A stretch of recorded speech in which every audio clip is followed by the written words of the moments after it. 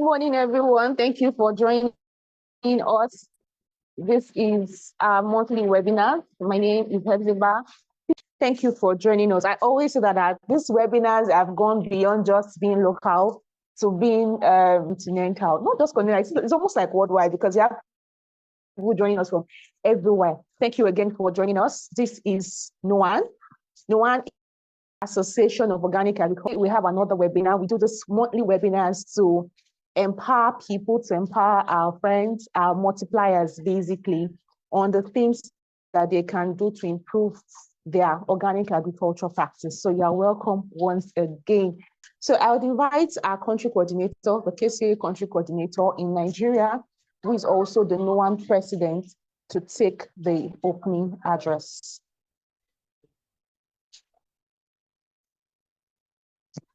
Okay. Good morning, everybody. Those from Namibia, from Pakistan, from Nigeria, Abuja, Lagos, Delta, wherever you come from. I welcome you to our August webinar. We're actually getting used to this webinar, and I hope it is becoming gradually attractive and impactful. NOAN is actually the Association of Organic Agriculture Practitioners of Nigeria, the umbrella organization for organic agriculture and agroecology in Nigeria. We are members of West African Organic Agriculture Network. Actually, our secretariat is in Agronomy Department, University of Ibadan, and that is equally the secretariat for West Africa. We are members of AfroNet, African Organic Agriculture Network, and we are equally member of IFOAM. The Association of Organic Agriculture Practitioners of Nigeria hosts two international projects. They are Ecological Organic Agriculture Initiative and Knowledge Center for Organic Agriculture in Africa. Knowledge Center for Organic Agriculture in Africa is funded by BMZ, implemented by GIZ continentally, and facilitated in West Africa by Enterpronet. Actually, Knowledge Center for Organic Agriculture in Africa is actually knowledge-based project. The foundation is that organic agriculture is knowledge-based, and we notice that a lot of knowledge exists in organic agriculture, especially in Africa, but they are not available and accessible, and they are distributed in different areas that we use them in remote formats. So what Knowledge Center for Organic Agriculture in Africa is doing is to get this knowledge locally where they exist, validate them, confirm that they are doing what they are preached to do, and convert them into usable format, easily usable format, and make them available globally for everybody to be able to use it. So the same thing is happening in different hubs of Africa. So we have South African hub, we have East African hub, Central Africa, North Africa, and West Africa. Actually, in Africa, we have 5 countries within the West African hub, but West African hub is hosted in Senegal. So we are doing a lot of things, training what the people that we are called master trainers, giving them opportunity to train the people we call multipliers. These are multipliers are people close to the grassroots, and these multipliers will now train those that are at the grassroots. And this knowledge product we are making available, it will be available in our digital platform, and I will take this opportunity to invite us to go to the digital platform of Knowledge Center for Organic Agriculture and see what is happening there, and even register.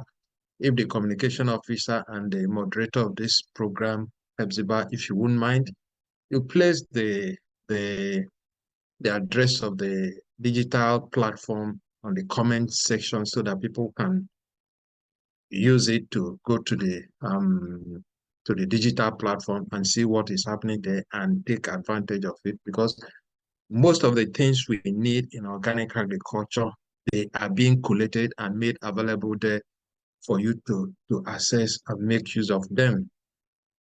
And it is being created secondly in an interactive way where you can go and express yourself and connect with other multipliers around Africa. So the digital platform is there for you to take advantage of. So, and this our webinar is part of what we do to create awareness and provide the required knowledge for our members to take advantage of. For instance, today, I could remember when we are doing master trainers activities organized by IFOAM, and we tried to examine what are the things that farmers need more in organic agriculture. And I want to tell you that need fund for organic agriculture. I want to tell you that pest management did not come topmost. And the explanation we got is that pest management is not fund that is affecting pest management, but collation of the knowledge. And that is part of what we are doing to make available this knowledge that is really, we are not saying that the fund is not needed, but what we are saying is that fund is not the constraint, that bringing the knowledge together and making it available is the major constraint. And this is part of the things we are doing to bring competent people that will make this available. We do it in different ways. We touch different components of the value chain. We have done encouragement, we have done market, we have done communication, we have done pest management previously, and in our penultimate webinar, people indicated that they want to listen to pest management again.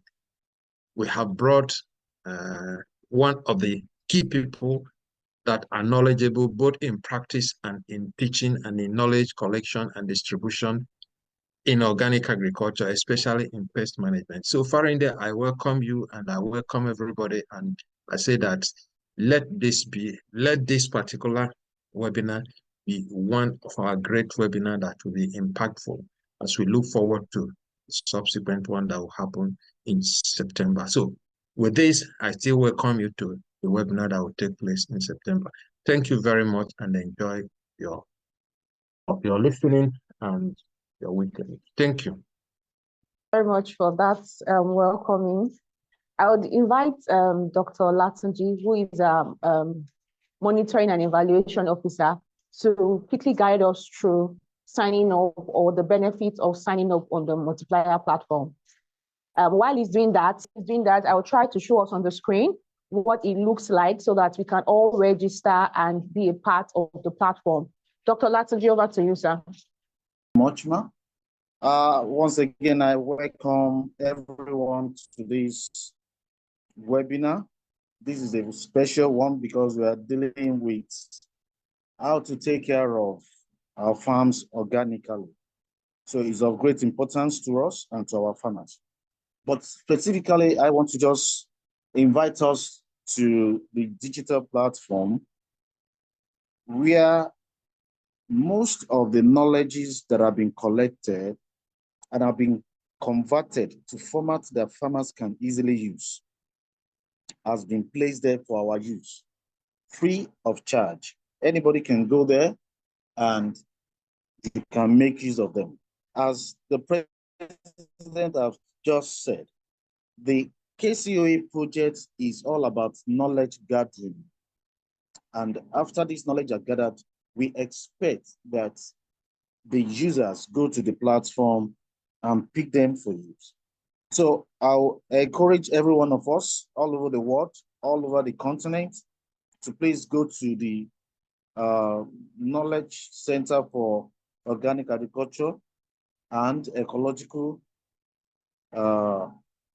Agriculture, to please go in Africa, to please go to the platform and sign in. Once you sign in, then you will have access to most of these documents that have been placed there. And so you can just go to the website. Once you are registered, it will bring you to this point. Now, once you log in, all documents, fact sheets, short videos, guide us and to help our practices in organic agriculture. We appreciate you all, and we thank you for taking your time to visit the platform, and you can leave a feedback for us to know that you have been there. Thank you very much. Very much, sir. Again, this is a multiplier platform. It is kcoa/africa.org. kcoa/africa.org. It's very easy. You can log in either on your mobile phone or on your laptop. So again, the website is already on the chat. It's in the chat box in case you missed it while I showed it on the screen. So it's again www.kcoa/africa.org. If you want to join NOAN, would also put, I think Mr. Said is there. Can you please help me with the NOAN website as well? All right, so we'll just go straight into the session. But just before then, I'd like us to take the profile of our facilitator for today. Our guest speaker for today will be Mr. Ayodele Farinde. He's an agribusiness expert. Whose expertise span across organic pest control, solar drying technology, greenhouse farming, hydroponics, organic agriculture, and agribusiness development with over a decade experience. Mr. Ayodele has trained women, young people, and consulted for reputable local and international companies where he engineers several agri projects. Mr. Ayodele Farinde is the founder of Kasparin Solutions, Solution Hub for Agribusiness. He and his team are on a mission to boost Nigerian food security through establishment of sustainable agribusinesses concerned with safe and eco-friendly food production, post-harvest loss production, and waste valorization. Mr. Ayodele has authored the following books, which is available on digital platforms including Amazon: Greenhouse Tomatoes and Capsicum Production in the Tropics, and Green Organic Agriculture. Thank you very much. Mr. Ayodele, you have the floor, sir. Okay, thank you for having me. All protocol duly observed. I'm glad to be here. So we just appreciate the organizer for bringing me up on this platform. So we just go straight to the work of this day.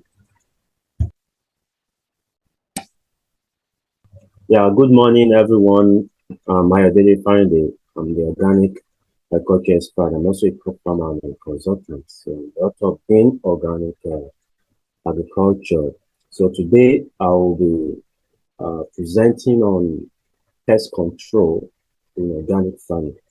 So, we'll be sharing more of the effective and efficient strategies for a sustainable pest-free farm. We all know that pests and diseases, these are the menace. Farmers face a lot of pest issues. So many people have been battling with pests for decades, moving from one pest to another because of pests and diseases. Some farms and farmers, they have even they have quitted farming. Some are jumping from one crop to the another because of pest issue. But today we'll be sharing some strategies that farmer can adopt, because they are doing a kind of wrong notion.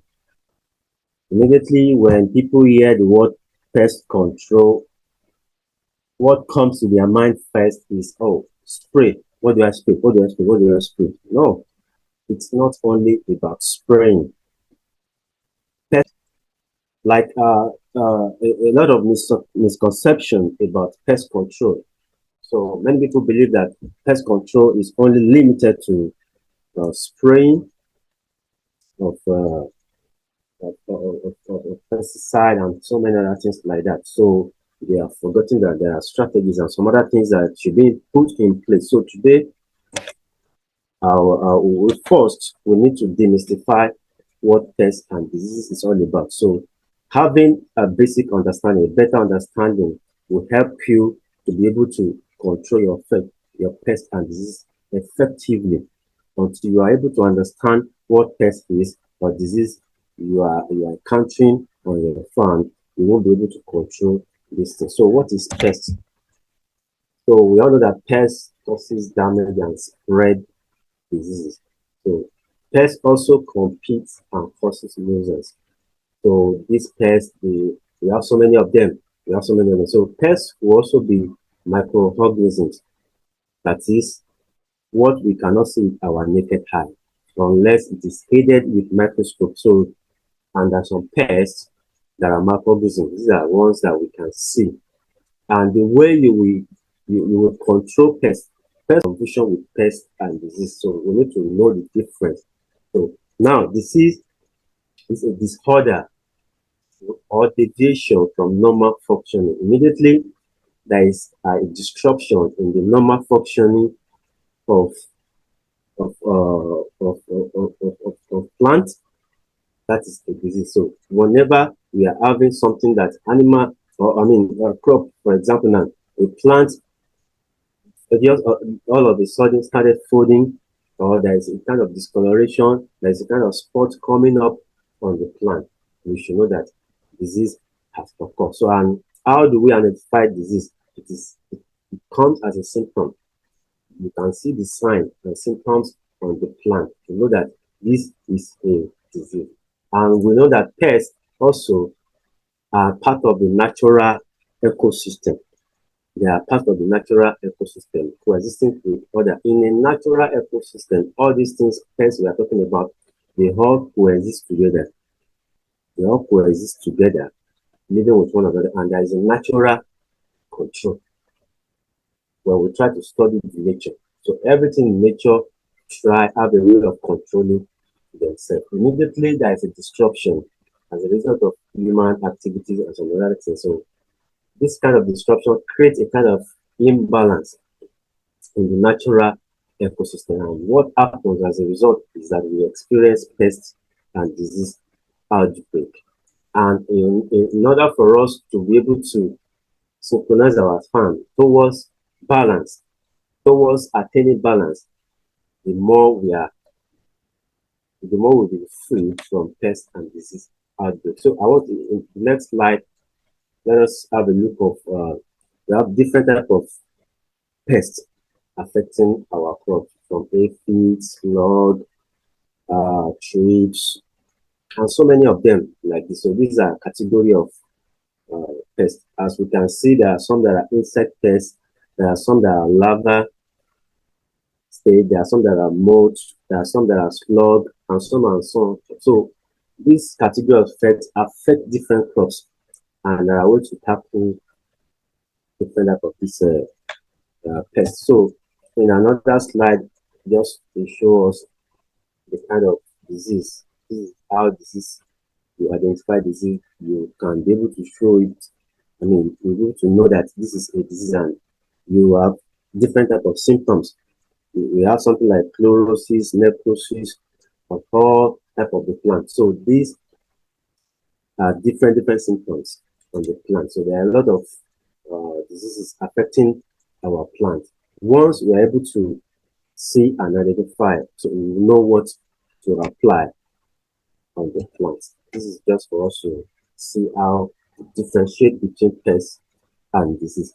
And what I'm trying to explain here is that the closer we are to the nature, the less pests and disease outbreak we experience. So let us have it at the back of our mind that when we are, whatever we are growing, whatever we are cultivating, we must ensure that we build our farm to imitate the nature. So this will help us to be free from pests and disease outbreak. So we will be able to manage our pests and disease on the farm. So what are the examples of pests? So I listed here that we have fungi, bacteria, nematodes, viruses, mites, insects, slug, rat. So these are the category, different type of pests that we have. And this is what really affects farmers a lot. Before now, we've not been hearing of armyworm maybe around 1999 or so in the 90s. So that we experienced less issue of armyworm, but now because of climate change and some other things that is affecting our world, we are experiencing a lot of even snail and slug gnat infestation. They are so much to the extent that snail that they are also affecting hot pepper, so which has not been happening, and this as a result of our activities, which are called anthropogenic activities. So whenever there is a disruption in this natural ecosystem, we experience disease. So, and I stated some example of disease which we've shown you. We have rot, wilts, egg, mildew, moldy, damning of necrosis. So these are examples of disease that is affecting our crops. And majority of these natural ecosystem disruptors, they are anthropogenic, meaning that it is through our human activities, what we do. Right now, we are having a lot of urbanization, industrialization, all this is coming up. These are what we mean by anthropogenic. So there are a lot of human activities disrupting the natural ecosystem. So with this, we must be ready and prepare to tackle. So we'll be considering most of these activities that is disrupting our natural ecosystem. And with all this in our mind, we should know that pests and diseases will be part of our crop production, because these are most of the activities that we engage in. So we have here extreme temperature. So extremely high temperature is really affecting our ecosystem, disrupting how we grow crop. Right now, for the last 1 month before now, we experienced a drought for like a month, more than a month. There was no rain. People that planted maize, there was serious loss. So they experienced a kind of loss, especially people that depend entirely on rain. Because farming now, because of climate change, if you are planting any crop, one have to plant irrigation. So if you are not planting irrigation in your planting, you are heading towards destruction. So it is very important, pertinent that we put at the back of our mind that irrigation is very important, because nowadays we cannot depend totally on rain for our crop production. So with this drought issue, it has really affected crop farmers, and a lot of disease and pests will have resulted as a result. Deforestation is another activity that is disrupting our ecosystem. Indiscriminate bush burning. Bush burning, people burning bush anyhow, is really affecting our ecosystem, and we are expecting pests and diseases. As a result of this, so many pests and diseases will come up.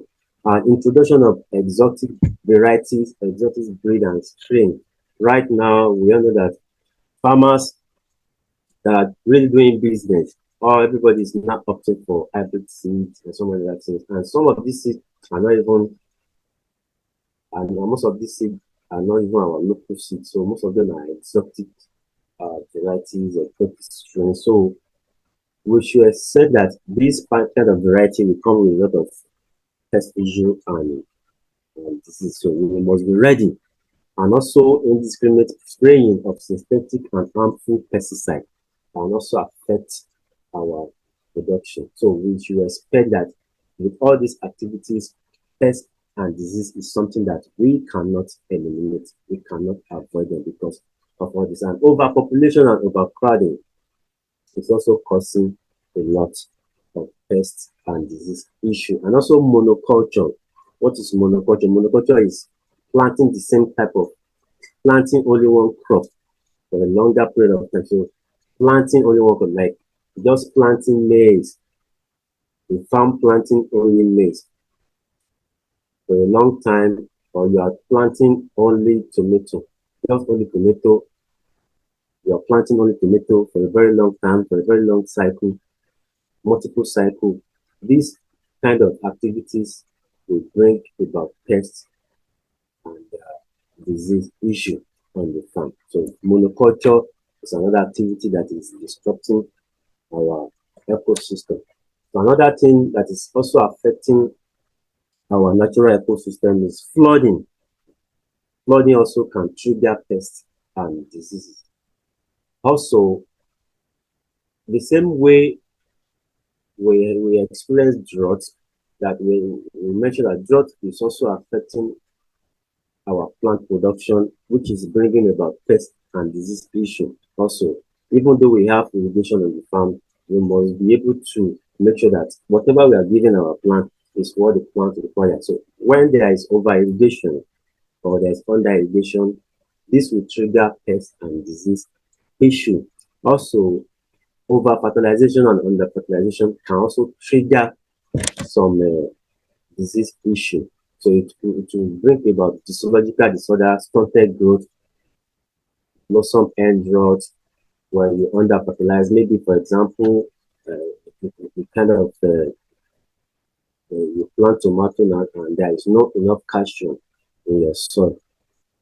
That is what we mean by under fertilization. So no calcium, because something like tomato and other crops, they are highly figured. So when there is no enough calcium in the soil, this tends to trigger blossom end rot. And when there's blossom end rot will come in.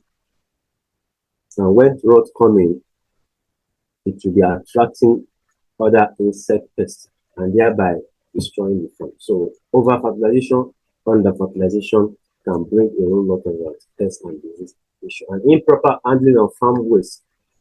So there are some farms that generate a lot of waste. Where you don't handle your waste properly, it becomes a pest problem, it becomes an issue. Maybe the pronings of the farm or people that are producing, probably they are into animal farm or some other things. So all this waste, even crop farm generates a lot of waste, not only animal farm. So when you have this waste being scattered around the farm and there is no proper management of this waste, maybe the waste, converting waste to compost. These are the way to convert farm waste. You want to convert your waste to compost, you convert your waste to biogas. If all these strategies are not in place on your farm, they may bring about pest issue. So proper handling of waste will prevent all this issue. So another thing that is actually disrupting our ecosystem is toxic effluent discharge into streams and rivers.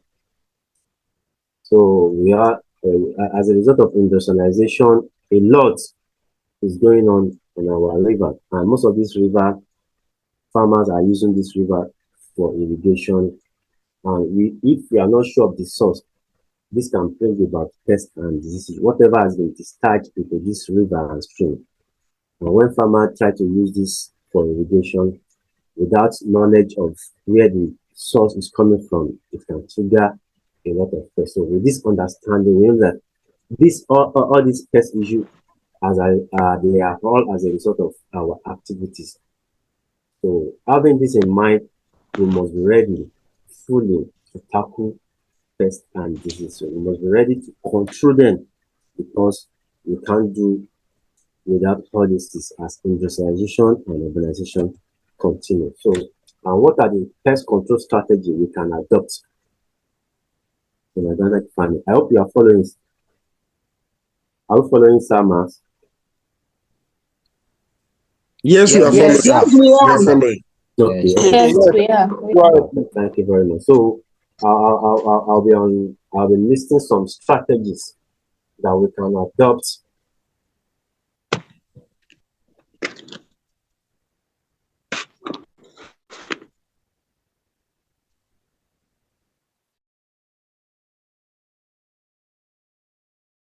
is Pest-Free.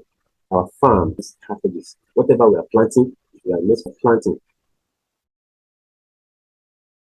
Like I mentioned earlier on, pest control is not limited to spraying.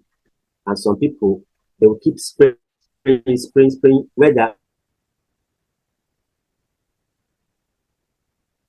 whereas the problem is not the spraying. Maybe this problem is even from the seedling. The problem may be from the seedling, and if you continue to spray, no matter how you spray, you will not be able to get the result. Some people, The problem maybe it may even be the seed. Maybe they are using bad seed. So when you are using bad seed, you will definitely not get good results. Bad seedling will definitely not give you good results, and we attract pests, and you will continue to spray and not be able to get results. So what are the strategies that we need to adopt as an organic farmer? So, so as an organic farmer, anything that we want to use, we must ensure that we adopt seeds or cultivars that are resistant and tolerant. Whatever we are going to use, we must be able to know the sense of good seeds. So we must be able to adopt good seeds. Anything you are using, if you are doing OPV, that is open pollinated variety, if you are using hybrid, or you are planting heirloom, these are the category of seed that we have, and that is recommended for organic farmer. Is that it is open pollinated variety, or it is heirloom, or you are using an hybrid. Make sure they are good quality. So that you are raising the seed yourself, or you get seedling from a trusted farm. So ensure that what you have to look out for in that seed or seedling, you have to look out for the resistance. So the tolerance of that particular thing you are planting matters a lot. Matters a lot. Matters a lot. So another thing is that we must be able to choose healthy soil. In our bid to control pests, we must be able to choose healthy soil. If you are not able to identify this, you have to work with an expert to help you in identifying an healthy soil. An healthy soil must have some level of organic matter, must have water odor retention capacity. An healthy soil must have some good property of CEC, carbon exchange capacity, must have good pH. That is the property of an healthy soil. pH from 5.5 to 6.5. And must the microbial health, the microbial life of that soil must be very high. So these are the property of an healthy soil. It's not just, oh, I have a soil in that soil. You must be able to look into these things, and if all these things are deficient in your soil, one will be able to look out for control measures. So we must be able to look out for control measure. Another thing that we should look out for, another strategy is biochar culture, and this is what I practice a lot also in my farm. So what is biochar? Biochar is the carbon materials. The carbon materials that is used in agriculture. The converting waste material. Most biochar are produced from our waste material. Like poultry litter biochar is an example of biochar that we use to convert poultry litter. So what actually doing the process that the difference between biochar and compost is just the time. So the difference between biochar and compost is time. So biochar is like a faster way of composting the organic material. So you are subjecting the organic material to limited supply of oxygen. To limited supply, so there is a limitation in the exposure. So we call it pyrolysis. So you are subjecting organic material to burning in a limited supply of air. So at the end of the burning, you get a black or brown material which can be applied into your crop. You can be applied, you incorporate it into your soil. So that is what I mean by biochar culture, incorporation of biochar into agriculture. So what is the implication of this? When you incorporate biochar into your soil, it improves the soil retention capacity. It retains more water. It helps to hold nutrients into your soil, and also how to control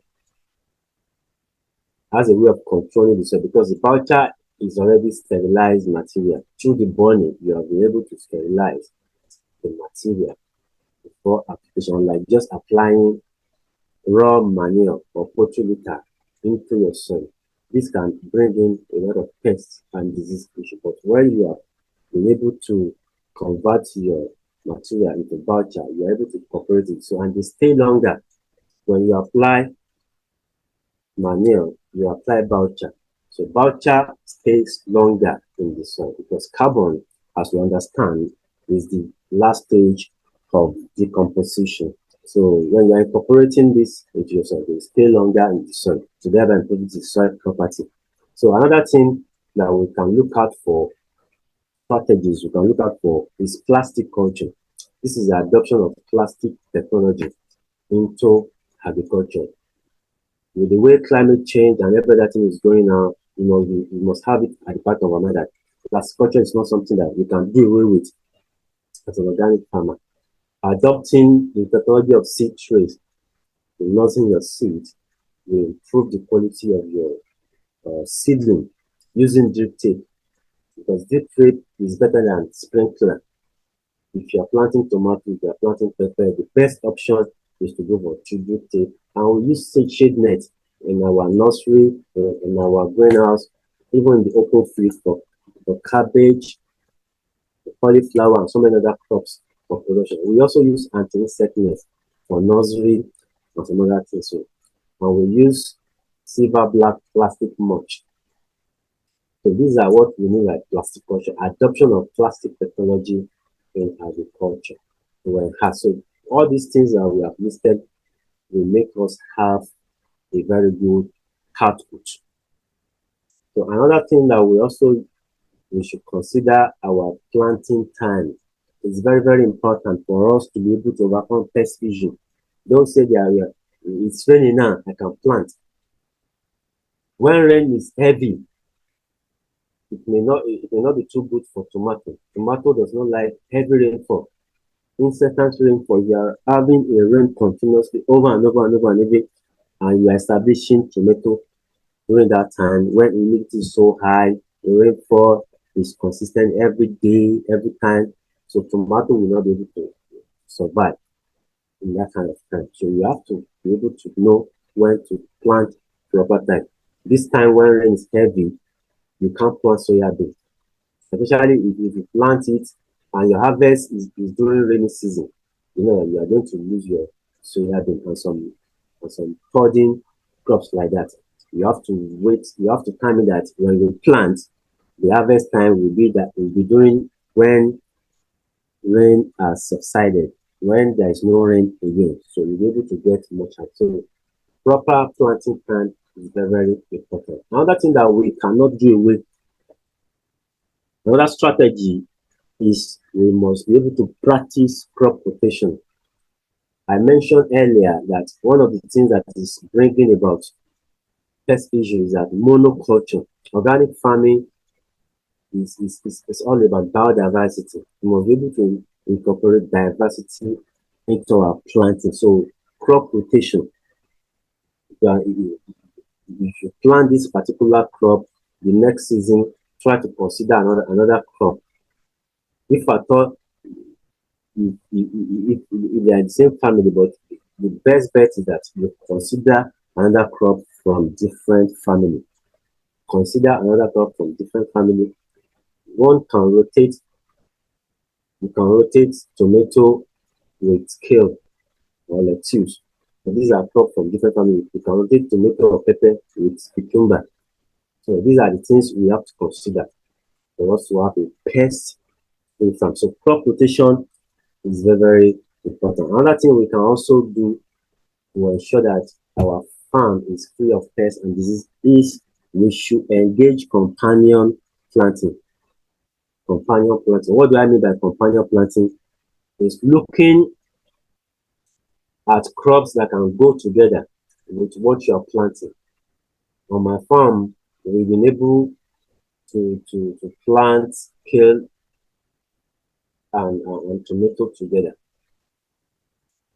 Kale and tomato together, planting marigold 1 meter away from tomato. This thing has a way of controlling pests naturally. For example, marigold, when you plant marigold has a way of controlling pests. It can repel nematodes 1 meter away. So marigold will repel nematode in the soil 1 meter away. So if you plant marigold, any crop planted within the radius of 1 meter will not have nematode issue. So companion planting is very, very important.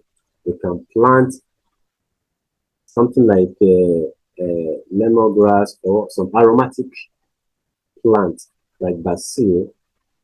They are good option for companion planting. Plants that have repellent activity, something like aromatic plants, basil, lemongrass, marigold, pyrethrum, garlic, ginger. These are stable plants for companion plants and they don't take too much space. And at the end of the day, you have your crop protected and you still have harvest. So companion planting is what we should consider. Another thing we should consider is we must be able to supply balanced nutrition at the right time. I made mention of tomato being deficient of calcium because we must know that we must understand whatever you are planting, that tomato and some other crops like that, they are heavy feeder, they are fruiting. Especially during their fruiting period, we must increase the calcium intake for this one. Because if calcium is deficient, we have physiological disorder, blossom end rot, weak plant, and some other things like that. So when you are doing organic farming, you have to supply balanced nutrition and at the right time. If you don't supply it at the right time, you will still have pest and disease issue. So all these things are very, very important. We must be able to supply precise irrigation. Give your plant when they need irrigation. Give them at the right time and you will have control of your farm. And also, we must make sure that our farm is kept clean. This is very, very important. We must ensure that our farm is free of weed because weeds, they are also hosts for this pest and disease. Weed can harbor pest and disease. So we must ensure that our farm is made clean. Clean your farm, do proper weeding, cleaning of your farm, and some other things. Another thing that we must make sure that our tools are sanitized. It's very bad practice borrowing your neighbor, your farm equipment. So through that, they can transport disease, they can transport pests. Some pests can stick. So restricting movement, visitors into your farm will help you. Biosecurity. These are what biosecurity entails on your farm. So it's very, very important that we sanitize tools that we are using. In fact, one can dedicate a particular tool to this certain part so that you have more control because these are what transport pests and disease from one farm to the other. I hope you are following, sir. Are you following, sir? Yeah, yeah, I'm following. Yeah. Yes. Yes, sir. With you. All right. So another thing that we do that prevents disease is that we prune at the right time. There are some crop that requires pruning. So this type of crop, when you don't prune them at a particular time, they tend to have something like especially inside greenhouse, this pepper, habanero pepper. When we plant it like that, number one thing we ensure that we don't overpopulate the place, so we don't overcrowd the plant.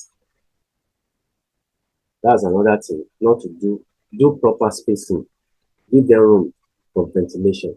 Another thing is that when they are growing, they become bushy. So when this plant become bushy and you don't prune them at the right time, appropriate time, aphids begin to come in. It begins to breed aphids. And aphids, what they do is that when they are feeding on the plant, they secrete honeydew. This honeydew will attract other disease and they will finish your crop. And also, this can also bring about white flies, especially during dry season. So we have more white flies during dry spell. So when you don't prune this particular crop at the right time, it will bring about pest issue. And you begin to spray, because and you will not see any result because you have not done the right thing. Another thing that we still engage is using of sticky traps. Sticky traps, these are sticky cards that we mount on our farm. So this comes in different colors, something like yellow and blue. They are the common sticky traps that we use. So these things get attracted when there is insect fly, especially fly insects. They get stuck onto the card. So this will also help to reduce pest infestation. So we control pests naturally. Another traps that we can use, like pheromone traps. There are so many traps that we can use and engage on our farm. So timely and preventive spraying. You can see this is now come the last. This is the last part. Whereas in some farm, this come first. This is not the first thing to do. So you can see on my list here, we have this at the last. So timely and preventive spraying. The problem. That is what it means. Don't wait until you have problem. So you can spray maybe 1 time or 2 times, depending on the type of crop you are planting. So preventive spraying, prophylaxis, they are very, very important. Another thing is that you spray timely, you spray to prevent, and while you are spraying, it is advisable that we rotate active ingredients. I repeat, while you are spraying, it is important that we rotate active ingredients. You don't just say, people gave me this, people gave me. Know what is inside, know what's in there. Whatever you are spraying, know the active ingredient. You can rotate it. For example, neem oil, and carrageen oil. They are oil, they are botanical pesticide that we use in controlling pests, but they have different active ingredients. They have the same function. They are systemic and they have a kind of poisoning the insect. Whenever insects feed on that thing, the insect will die through poisoning. So they have the same function, but the difference is that they have different active ingredients. So in your farm, you can like rotate this thing. When you spray this thing next week, another week, you can have another look at another insecticide to use. So this way, you're able to control your farm effectively. Timely spraying, preventive spraying, and rotating active ingredient is very, very important. So these are examples of farm. All the things I've explained here, we have them here. We have something like plasticulture. We also have drip tape in there. So this is tomato farm there. So now let's go to our category of pest control materials and solutions to use in organic farm. So having understood what is the cause of pest and disease, we've known them and we have gone through some strategies. So we need to know what and what are we going to use, what and what we can use in controlling our pests and disease. We are going to break this pest control material into 4. So they are divided into 4. Number 1, we have botanical pesticide. Mention that. We have botanical pesticide. We have biological pesticide. We have agrominerals, and we have wetting agents. So pesticide is a broad word. So when we use pesticide here, there are so many other things. Pesticide, anything that kills pests generally. From our previous discussion, we understood that pest could be insect, pest could be slug or snail, pest could be man too. Yes, man, human being can be a pest, it can be a carrier. That's why biosecurity on your farm is very, very important. Man can transport pests from one place to another. Bird could also be pest. Monkey could be pest too. Rodents, they are also pests. So whatever you use in addressing this thing, if you want to address insects, you use insecticide. If you want to kill slug and snail, you use molluscicide. If you want to control rodent, you use rodenticide. If you want to control mites, you use miticide or acaricide. So different materials, different pests with different solutions. We must be able to understand the kind of pests we are controlling. So from here, so let's understand this is one by one. So what are the well, let's start with botanical pesticide. So we have three major listed here: the botanical insecticide, botanical fungicide, botanical nematicide. So insects controlling, we use insecticide. Botanical. What do I mean by botanical insecticide? That most of these insects, the pesticide, they are plant derived. The botanical pesticide, they are plant derived. So it's either they are gotten from the plant directly or indirectly, but you know they are plant derived. Something like neem oil is derived from neem tree, neem seed, especially neem seed. We get neem oil from neem seed. So, and also we have Karanjin oil. Karanjin oil. Karanjin oil is another potent botanical insecticide. So I mentioned that Karanjin and neem oil, they have the same function but different ingredients. The active ingredient in neem oil is azadirachtin. Azadirachtin. Why the active ingredient is Karanjin oil is carrageenan. We also have castor oil. Castor oil is another important botanical pesticide. Another oil seed. So many oil seed that we have that we can use for controlling pests. We also have ginger garlic extract. Ginger garlic extract. These are all products of plants.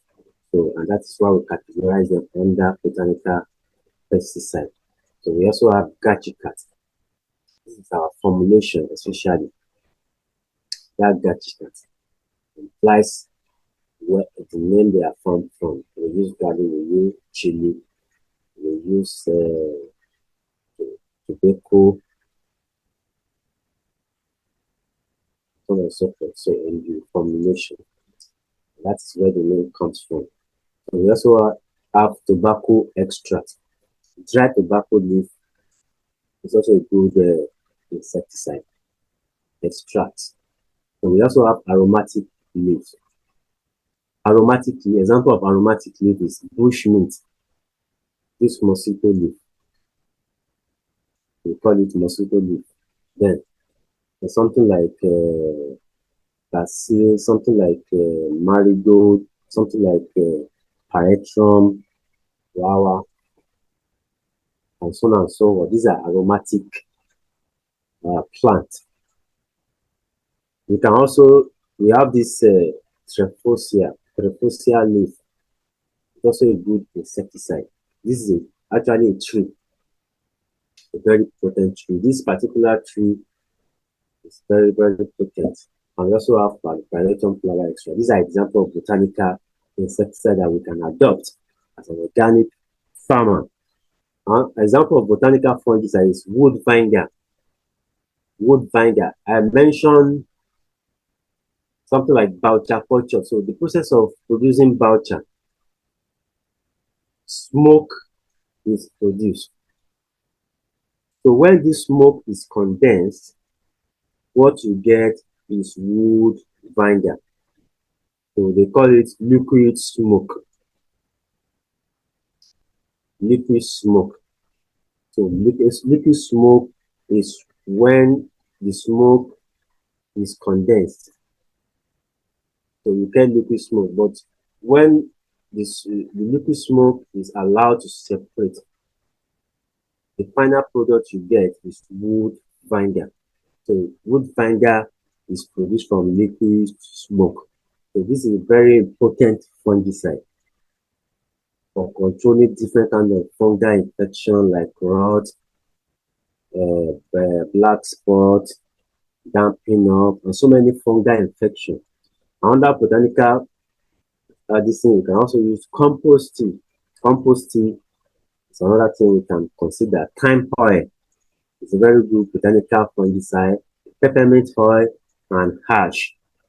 Hash has so many functions. Another function is like it helps to control fungi. Something like in cucumber or tomato, it can helps to control leaf miner.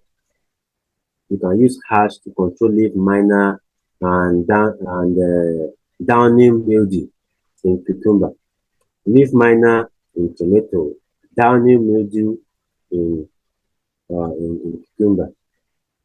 So another thing that we also use is botanical nematicide. This helps to control nematode in the soil.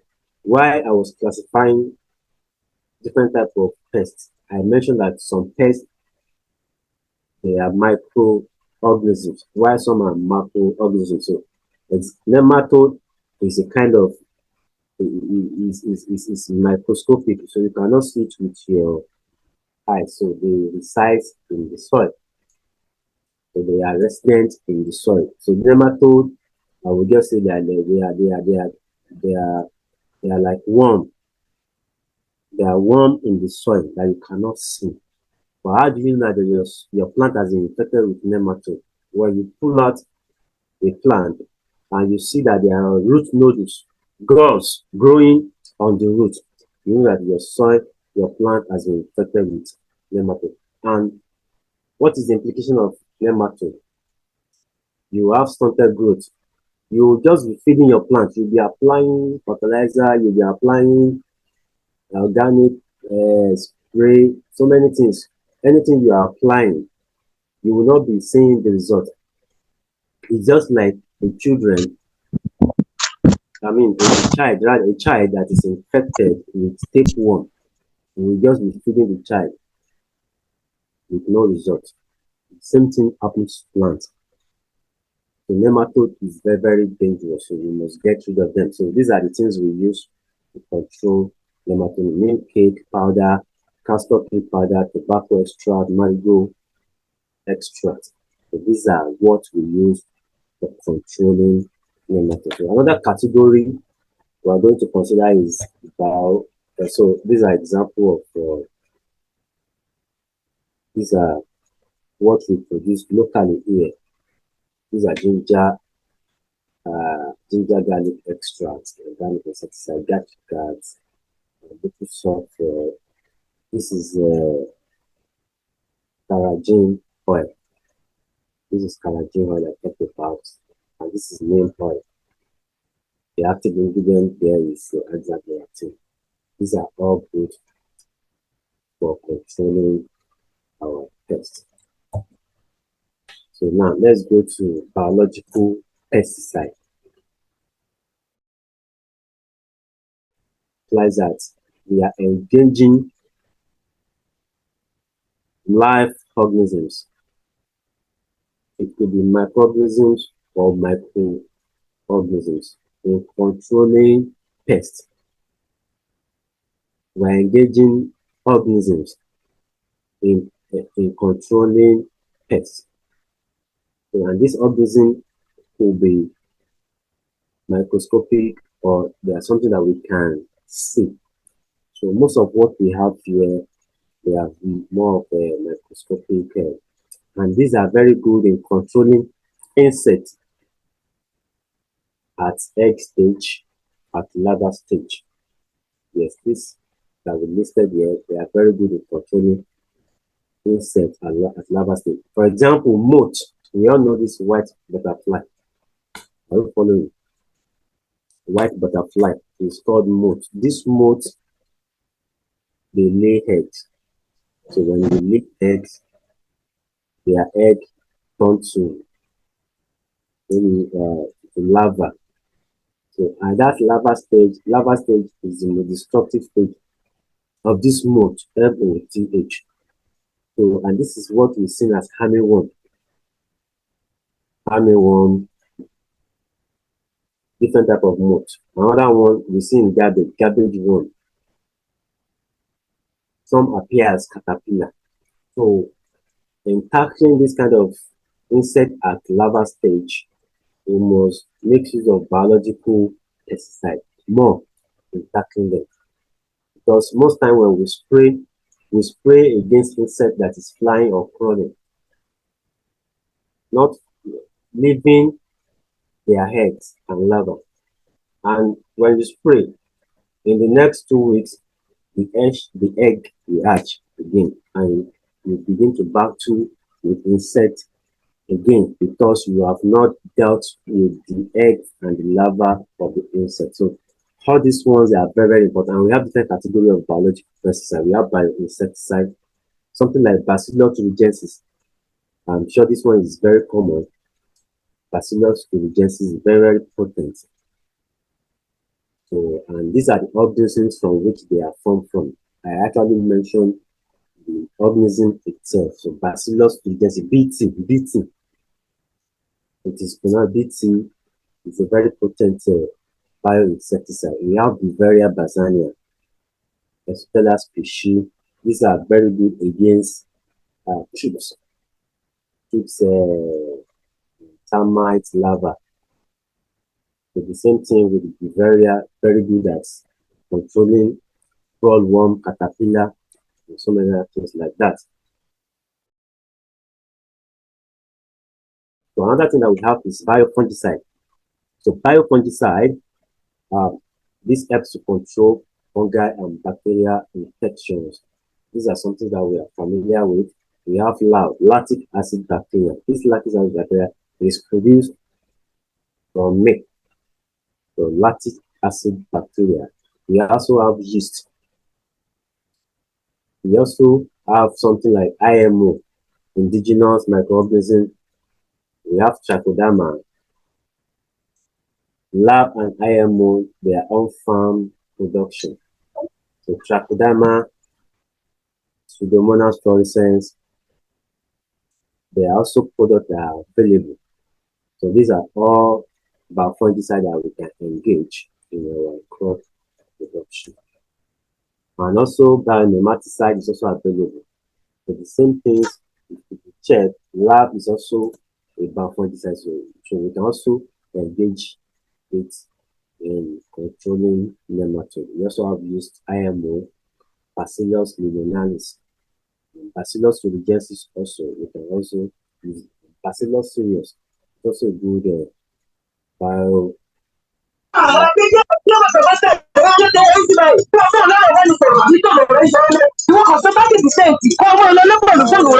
having some interruption there, please. Okay. Okay, another category, the fourth category is agrominerals. Agrominerals, they are minerals that are used in agriculture. These are naturally occurring minerals. They are mined naturally. Some are mined underground, some are on the surface. So they are minerals that we engage in crop for agricultural purpose generally. So example of them, those that work as insecticide. We have diatomaceous. So we have borax too. So this borax can help in controlling some insects. So the diatomaceous hat, it also helps in controlling some insects, especially soft-body insects. If you don't want slug, anything to come around the farm, soft-body insects, when you apply it, they are very, very good. Or you use your formulating bait. So they are also very good in helping us. So these are natural occurring minerals. And also we have something that we also use as fungicide. Some people don't even know that termite mold is a very good fungicide. Termite mold. That termitarium that you have on your farm, you don't throw them away. They are very good fungicide. They are very good fungicide. So we use them to controlling fungicide. They have a lot of functions. Apart that, it helps to control fungal infections, especially fungi that are more of contact infection, contact fungal infection.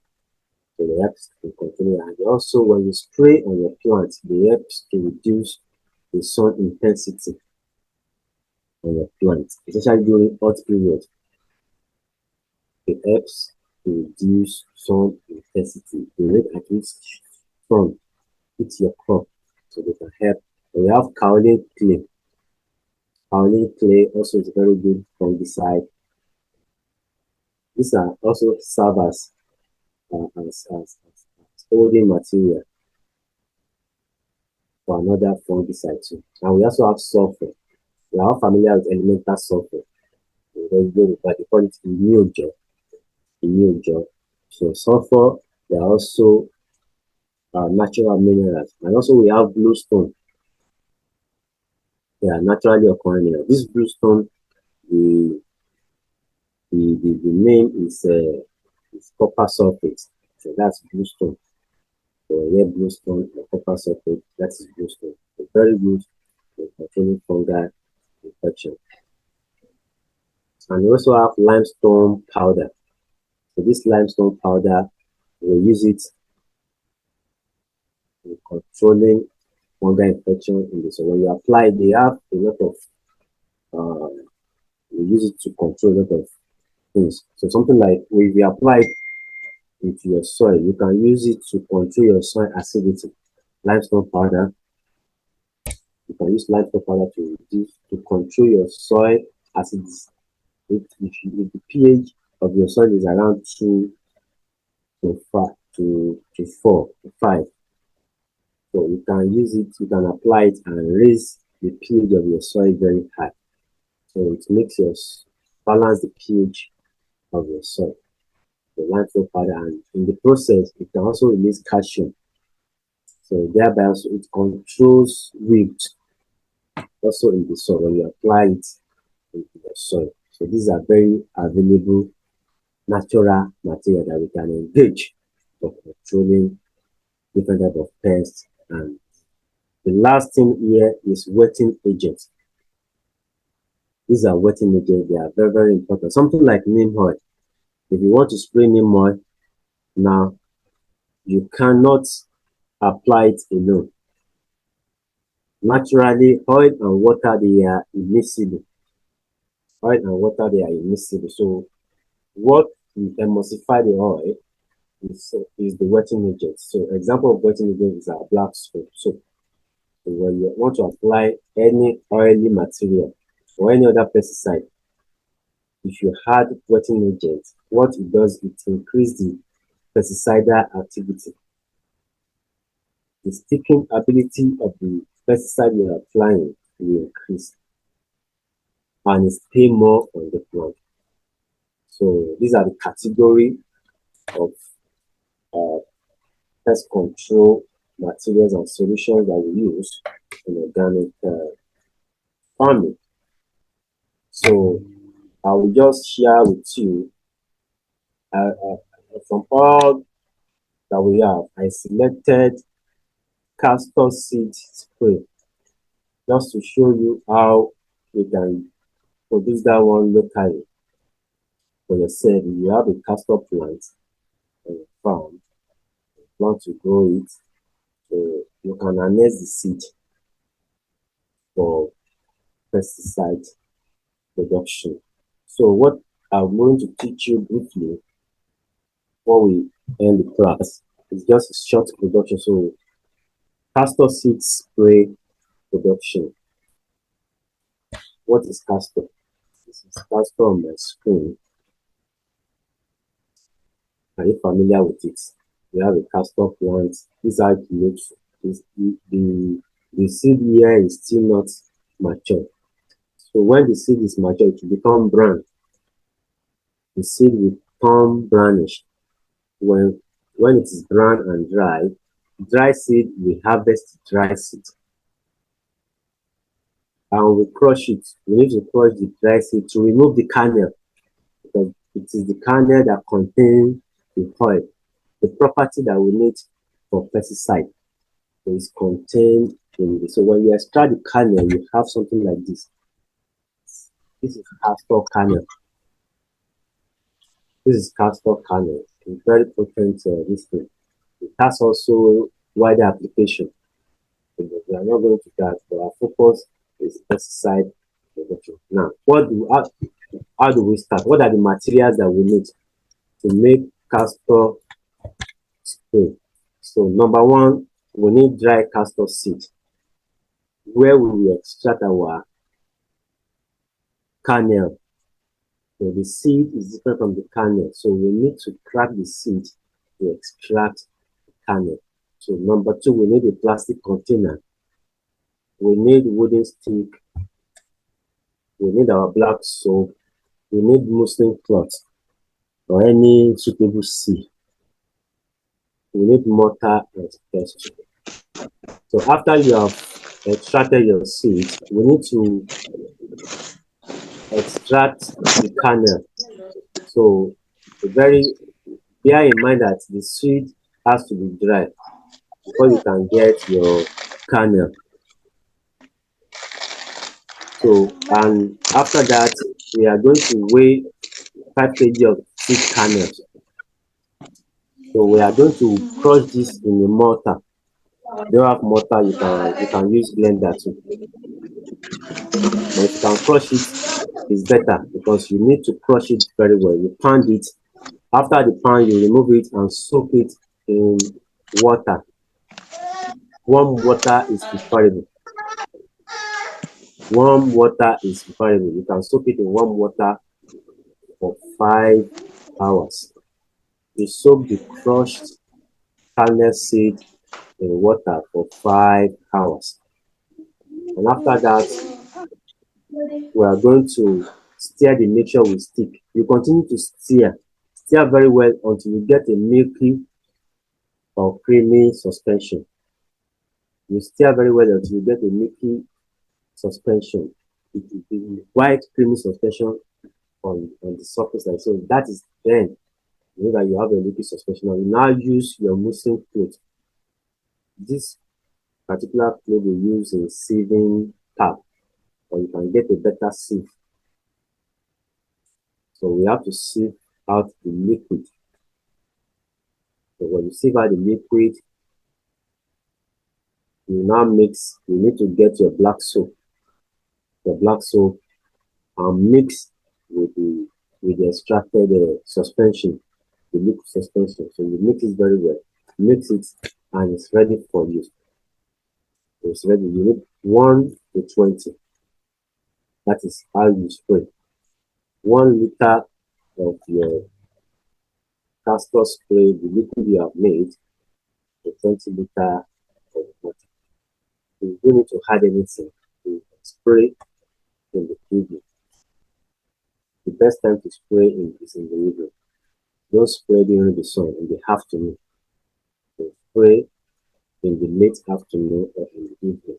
You can use that to control white flies. We have used that to control white flies, fruit flies. Fruit flies, especially if you are having rot in your farm, fruit rot. Whenever there is rot, fruit flies will come and visit. You can use it to control scale insects, mealybugs. Mealybugs, they appear as whitish material on your plant, on the stem, under the leaf. They clump together. So, I mean, aphids, that's aphids. Aphids. So we also have mealybugs, beetle larvae, butterfly. We can also control moth caterpillars, top borers, and so on and so forth. So it's very, very important that we control pests and disease on our farm. Thank you for having me. So I'll be ready to take some questions on what we have taken. Thank you very much. Well done, sir. Okay, please let me. We have some questions already. Please confirm that you can. We take the questions. We'd like to ask that we put it in the chat box for us to fill in the form so that we can get the link. We can get the replays and the slides. So please check the chat box and copy out the form, the link, and then fill the form. That's important. So I want to say a very big thank you to all the amazing 94 of us. It's a huge one for us, and we are super excited to have you. So I will take some of the questions that we already have. If you have questions, please drop your questions in the chat box. It's important to drop your questions in the chat box. Also, you can raise your hand, use the emoji to raise your hand so that I will take us. I think I'll just be able to take maybe about five questions. Okay, so let me read one or two questions first before we go into Mr. Farinde, should I read out all the questions or you want to take them one after the other? Let's take them one by one. Oh, okay, that might be long, but let's Okay, let's just take have the that. important ones. You can maybe I'm sure that everyone's question is important. Okay, maybe let's take if Bryce there is no first. repetition, are there So far the questions we've gathered, there are no repetitions. Okay. Okay, so but let's take Bryce Ashwemi since our hands is raised up. Please go ahead, ma'am. So, good morning, everyone. Mr. Farinde, well done. Always. I just want to put in some words because I know he's a very shy guy and he's not going to say it. But he did mention that he has 2 books. If you're actually an organic farmer, it would be really worth your while buying his book because the book is much more extensive. You get a lot more from those books. If you had his books, you probably won't have any question after this particular session. Another thing that he probably would not mention, if you go to his contact, he already sells many of these products. One of the things I always tell people, yes, organic is about using what you have to make, but some of these things are beyond some of us who didn't read agric in school. So you may just want to patronize him for some of the products that he already has. Thank you.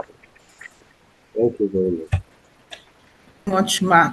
Okay, so I'll just take our questions now and then we would go. Someone wants to know how long we can store the biological pesticide. The second one is how to control grasshopper completely on tomatoes planted in greenhouse. Another question will be on biochar. They need more information on biochar, so you can help with that, as well as the examples of potassium and calcium for tomatoes / fruiting plants, as well as pests and ornamental nature of marigold. Then what's the marketability of marigold as well? The consumer and processing, consumer and processing market for marigold. Okay, I know I lumped up some questions together, but can we take them one after the other like that? Yes, let's start. Let's start from number 1. So read that. Can you? I think if it's okay, please, I would like you to put on your camera so that people can put a face to the name. Okay. Let me. After he answers these questions, then we will take the next set of questions. So let me start with first question, please. You need to say the question again. Please. You help me with the first Don't worry, question. I'll just bring it out here. The first one is, how long can you store biological pesticide?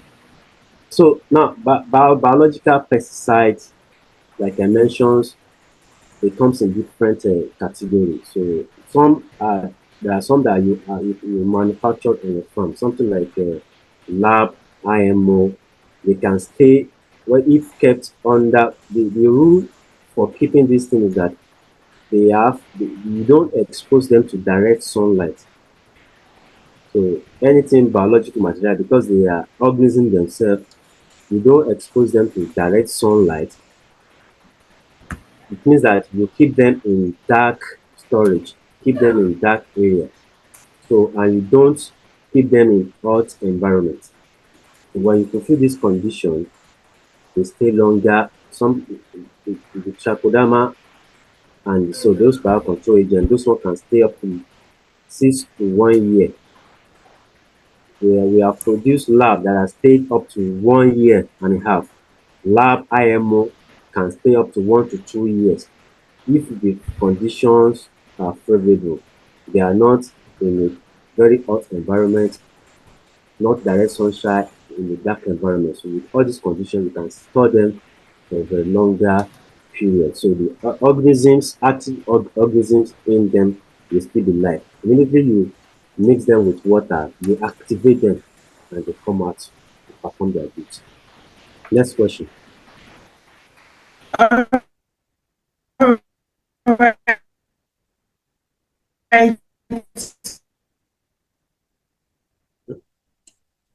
Is it my network? I can't. I think it's a network.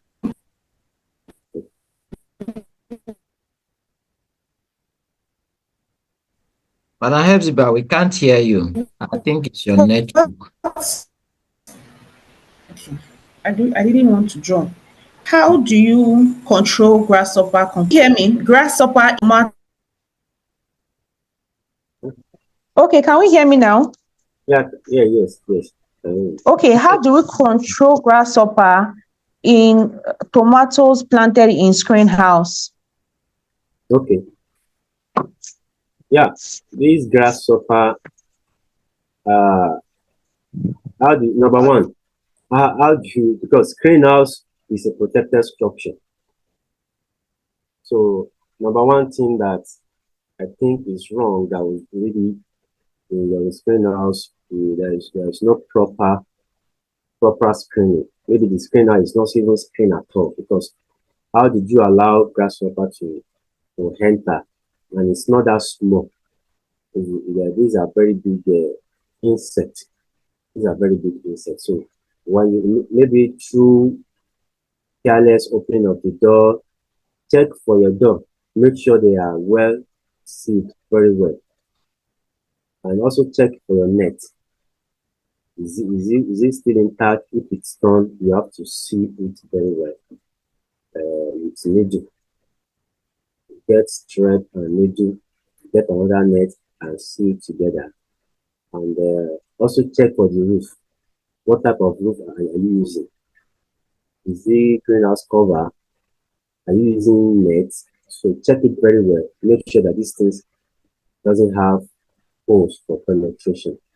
If they have holes, seal it off. That is number one, because whatever you are spraying, they will still come back if you don't fix all this. Because you said you are planted in screenhouse or greenhouse. So, and another potent thing that I mentioned earlier that we can use is ginger garlic extract. Ginger garlic extract has a contact effect. So you are going to use botanical insecticide with contact effect. So that is whenever you are spraying, if you have access to paratrum flower extract, that one also have contact effect. So it will reduce their population. Whenever you are spraying them, paratrum flower extract, Trefosia flower extract, or ginger garlic extract. When you spray on them, it has contact effect on them and they will die. So another thing that we also spray, maybe they have been there for a very long time, they will have laid their eggs and larvae. So to control their eggs and larvae, we need Bacillus thuringiensis and Beauveria bassania. So if you take care of also, you will have everything eradicated with that method. Thank you. Next question. All right, thank you, sir. I hope we are taking notes of the answers. What's the management of pesticides in relation to pollinants? What's the management of pesticides in relation to pollinators? Sorry, pollinators. Yeah. The rule of thumb is that whenever you are spraying, I mentioned earlier, if you have been following, the best time to spray is in the evening. So pollinators like honeybee, bumblebees, and so on and so forth. These are our pollinators. So pollination means that when insect comes, during the time of flowerings, these flowers attract pollinators. Most of them are insects. So they come and visit your farm. They feed on the nectars. So through the activities, they help in the pollination, transfer of pollen grains from anther to stigma. So like male and female coming together to produce offspring. The same way happen in plants. Male flower, female flower mate together to produce fruit, because without pollination, there can be fruit. So most of these pollinators, they are very, very active in the morning from 10 to 12 in the morning. So they are very, especially in the greenhouse. If you have a greenhouse, there are some things that are self-pollinating. So if you are planting in a greenhouse, you must consider plants that are not that are self-pollinating, or you support the pollination. But if it's outside, you make sure that you don't spray when they are active. They are very active around that time. So you spray in the evening when there are no activities. And anything you are spraying, you must ensure that they are not harmful. Because if you spray harmful pesticide, the fact that it's organic does not make it less harmful. Let's take note.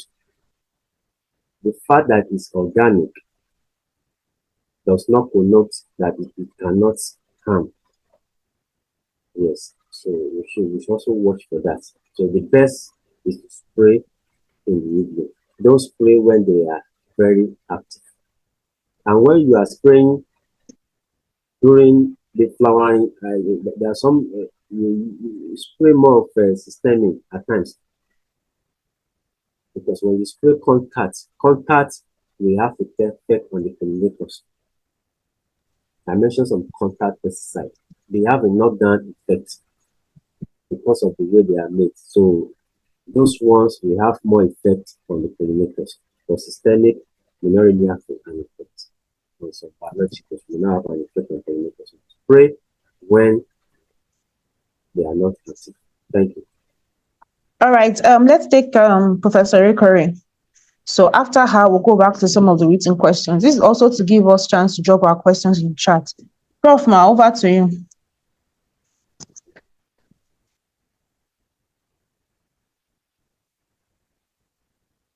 Thank you so much, Hepzibah. Thank you, Mr. Farinde, for that wonderful presentation. And thank you always for being there. Well, we held a training about almost 3 weeks ago now, and you were supposed to be part of it, but you couldn't make it there. Thank God some of the participants are here today, so they must have heard for themselves. Thank you. Well, I just want to have this comment that when we talk about pest and disease control in organic farming, in most cases it's more about crops and crops and crops. I don't know, maybe for the next webinar, maybe you can come up to give us something on organic livestock pest and disease control. Thank you. Okay. All right, I'm sure That's we'll more address that. observation. I'm sure we'll address that. On the other side, please, we can also drop in the chat box what questions or what topics would you like us to feature next in our subsequent webinars? Giving or getting those feedbacks or suggestions is equally very helpful. So we can engage in the chat box and let's take a poll of some of these questions. Okay, so back to the written questions. I will come back to take Mrs. Khadija, but please hold on. Let's have Mr. Farinde continue. So does burning of rice husk directly with fire till it's black and cool qualify as biochar? So there is a similar question because somebody has asked if what is biochar? So I'd like you to take these two together. What is biochar? Can they produce it? And then does burning of rice husk qualify as biochar? Yes, I explained Biochar earlier. Like Biochar, they are materials. Most time they are waste material that is subjected to controlled burning, and they are used for agricultural purpose. So the word biochar is formed from two words: biological, char from charcoal. So the moment you apply them for agricultural purpose, they become biochar. So it's not the same thing as charcoal. Charcoal is just for him, but anything that has been converted to charcoal, charred materials. So the charred materials under control burning, and there are kits that we use, something like carbonizer. There is a carbonizer for different materials. There are materials that are loose materials, something like rice husk, sawdust, poultry liquor. So those are loose material. We use a carbonizer for it, a drum carbonizer for it. So those ones you can use that. Another one, something like wood pieces. Wood pieces you can use a drum carbonizer for it. So what we are actually doing is that we are subjecting this material to slow burning. So, and I mentioned that the difference between composting and carbonization is time. But compost also, you will still get some level of carbon at the end of the day through the compost. And also, both process uses heat. Compost uses natural heat. If you have checked a compost at second week, even from first week, you will notice that if you insert a temperature, the temperature will be as high as 60, 70 in the compost. In another way, for our carbonization, we apply it directly, but it's a slow burning. You control the amount of oxygen. That's something that is doable. You can do it. It's practical, very simple, and you can apply it to your. So another thing about biochar is that you need to activate it. You need to activate it by adding. It's either you apply directly and you add some nutrients, some liquid fertilizer, something like a method of manure, you activate them for a week before they become fully active. If you apply biochar directly, they may absorb all the nutrients available before they start releasing. So thereby, in the first week, you may experience yellowing, but after that, they become better and begin to release nutrients. So, like I mentioned, biochar, they stay longer in the soil, they retain more moisture in the soil, they retain nutrients. Any nutrient you apply, any liquid fertilizer you apply, they hold the nutrient and release it when needed. They conserve water, they conserve nutrients, retain nutrients, and also they improve the soil buffering capacity. What do I mean by buffering capacity? Buffering capacity is the ability of the soil to restrict change in pH. So in essence, it maintains the pH of the soil for a longer time. Not that when you apply certain material, the pH will drop, will now be fluctuating. So it helps to maintain the pH of the soil. And when you have a stable pH, the production will be stable. When pH is fluctuating, productivity will be affected. All right, And sir, I would come in there so that we can still finish on record time. Another question after this, we will take Mrs. Khadija. Mention examples of potassium and calcium for tomatoes slash fruiting plants. Then the other one is pest rep, aside the pest repellent and ornamental nature of marigold, what is the marketability of marigold? And is there a consumer or processing market for it? And now I want the answers to come in really short and fast so that we can wrap up. People should buy the book and watch the replay. The replay will be available. So please fill the form so that you can be notified once it's available and you can have the slides and then visit Mr. Farinde's website. So please go ahead. Thank you, sir. so the sources of potassium, we have sources of potassium, we have ash. Ash is a good source of potassium. So we have our normal compost. Normal compost is a good source of potassium. Our liquid fermented manure extract is a good source of potassium.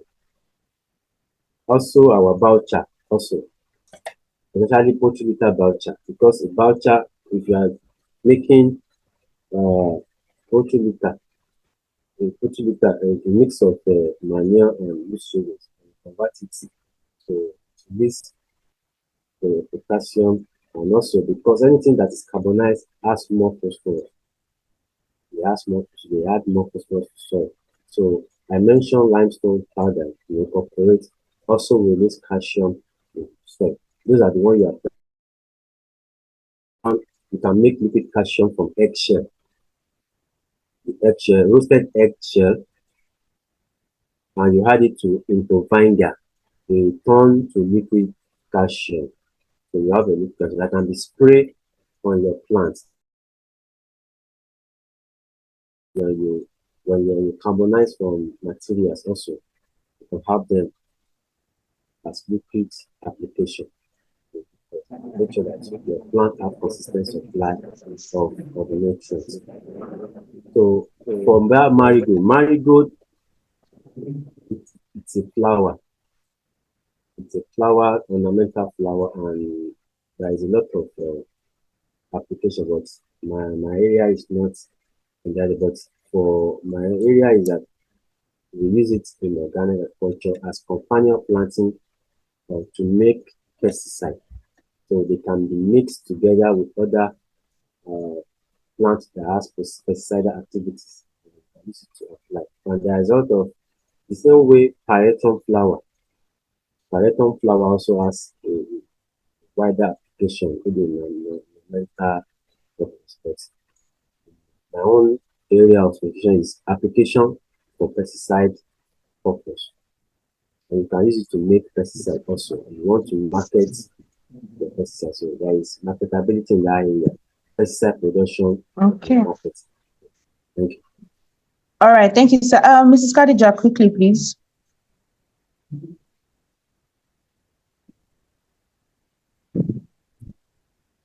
Okay. While we're waiting for her. Thank you very much. Okay, go ahead, ma'am. Yes.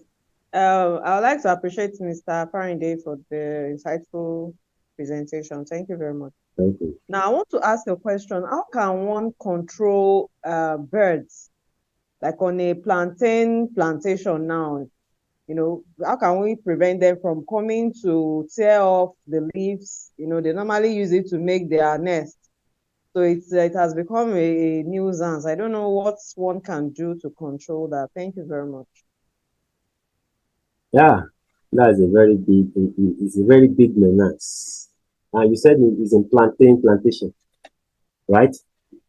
Yes. Yeah. I know that they usually attack palm. They take palm fronds to. Well, for me, I know that it's this. Though they will also work. It's a combination of practices. Number one is that around your farm, you will need to remove some certain trees that house this plant. If you check around, there will be some trees. That is where they reside. They will have it because they don't perch on planting, like right. So they don't perch on planting. So there are trees that is harboring these birds. Number one is to ensure that we remove those particular trees, remove them totally, so that they don't come close. If they are far away, they don't have where to stay because they are staying within the vicinity. And a combination of scarecrow can also be used. The scarecrow can also be used for some odorous materials, something like compost tea, mixing it with maybe liquid sulfur. But that one, I don't know how cost effective will be that on your farm. And at times during rainy season, it will not be that effective. It will not be that effective. When rainfall, whatever you spray will become useless. But a combination of cultural activity will help a lot, ensuring that there is no tree close to your farm where they can perch on. Using a combination of scarecrow, there are solar power scarecrow now that will make some sound that will scare away the birds. That will be making some sound, beating sound now that you can install as strategic place. So when it's signal birds coming, it makes the sound to scare away the bird, and they will go. So it's more of cultural control than pesticide spraying. Thank you. That's interesting. I even have a comment here saying that the electronic approach for bird control with the use of laser beams. So we're glad that technology can be infused into organic agriculture. The very last question, and from there, I would hand over to our project manager and our country coordinator. First, the last question is, which one of this biocide is more quicker than others on vegetable and tunnel farming in organic agriculture? Of all the biocides, which of them do you think is more quicker than others? We'll wrap up with that. It depends on what you are controlling. We categorize them. This biopesticide, I gave 3 categories. We have bioinsecticide. If you are controlling insecticide now, based on potency, we have BT as more potent, followed by Bavaria barzania. Bacillus thuringiensis is more potent than Bavaria. If you want it in that category, but that one is number 1, followed by Bavaria barzania. And others can follow. But Bacillus thuringiensis is very, very more potent in terms of bioinsecticide. Biofungicide also. We have tried something like, depending on what you are controlling, each of those things, they are unique in their own way. If I say trichoderma is more potent than lab, in another, so it may not be totally true, but they are equally potent. And what I mentioned is you should have a sample of these things. The ones that are available have a combination of this material for effective farm control. You cannot be using one thing and you expect a good result in pest control. Have at least 2 samples from those things as been highlighted. Have 2 samples of those materials, and you can spray and repeat for effective pest control. Right? All right, thank you so much, sir. Can we ask that, can we give him thumbs up with our emojis? Let's appreciate Mr. Farinde for such an insightful outing. Then can I ask that we turn on our cameras quickly? Again, like I always say, make sure you're appropriately dressed. Please let's turn on our cameras so that we can take screenshots of all of us in the room. Quickly after that, can we turn on our cameras quickly, please? Let's turn on our cameras quickly. Make sure you're also appropriately dressed. That's important. Mr. Fidelis, are you on ground? Are you ready for us? Okay, are we smiling? Thank you so much to everyone for joining us. I'm not wrapping up, so please don't go yet. Is our camera turned on? Are we smiling? Let's turn on your camera and smile.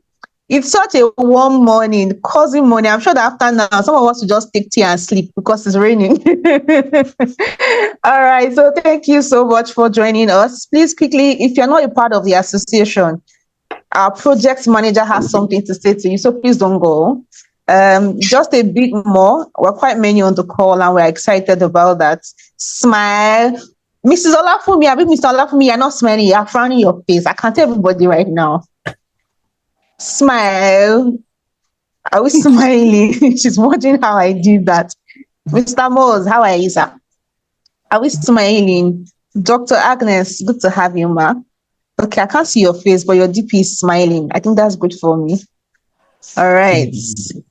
Thank you, everyone. Mr. Fidelis, over to you while we wrap up. Over to you, sir. Let's have that quickly.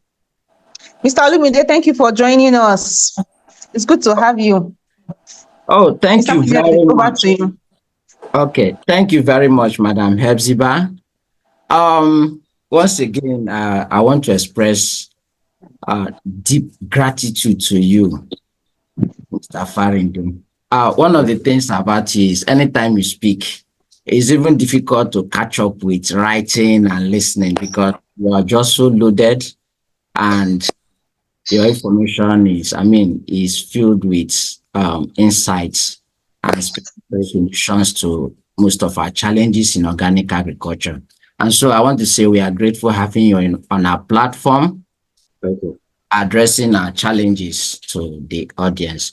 More specifically, again, just as it has been said, your books are available for all to read and get more knowledge.